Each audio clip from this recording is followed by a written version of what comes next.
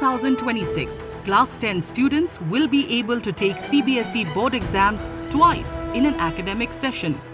CBSE approved the norms for conducting the exams twice a year in line with the recommendations made in the new National Education Policy.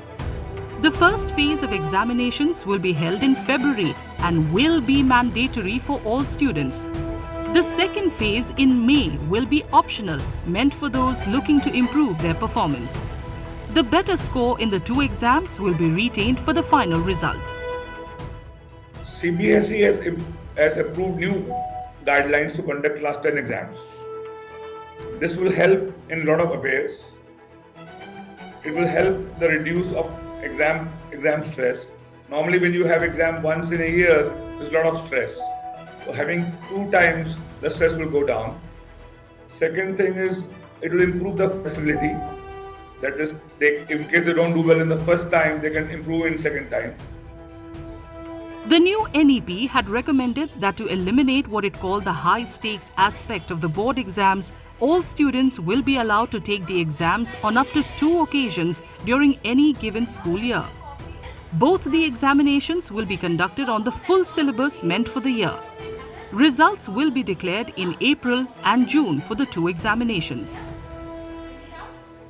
Because that option is available, it will ease the pressure on children. So maybe a child, who finds, let's say, a particular subject difficult, let's say science or maths, and finds social studies, languages simpler, he may work harder on social studies and this, give math, science, and then again he gets another 2 months to work on math, science and give it again and improve his scores.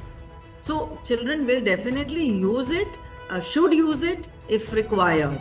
But again, the students that I feel will probably still give the first exam very seriously, and second exam will be an option in case they need to improve their score. CBSE has also laid out clear rules to ensure students take the exam seriously. If a student skips 3 or more subjects in the first exam, they won't be allowed to appear in the second phase and will be marked as essential repeat, meaning they will have to try again next year in February. Students with compartment status in the first exam can appear in the second phase to clear those papers. If by chance you have not given 3 or more subjects, suppose you've just appeared for 2 subjects, and I'm sure there will be some category of approval that you will be allowed to appear only in case there is a valid reason, like they are specifically cited. So I don't think the CBSE is giving the students an option of missing certain papers and giving it in the second, because the second one is clearly called an improvement exam. It is not a second board exam other than specific categories. So, if I can quote, the CISE had already started this some time back, and there also the second one was only allowed in case there was a medical emergency or a sports thing. So I think CBSE will follow a similar pattern.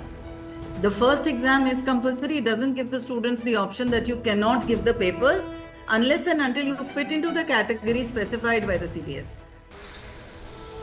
According to the new guidelines, there will be no separate supplementary exams.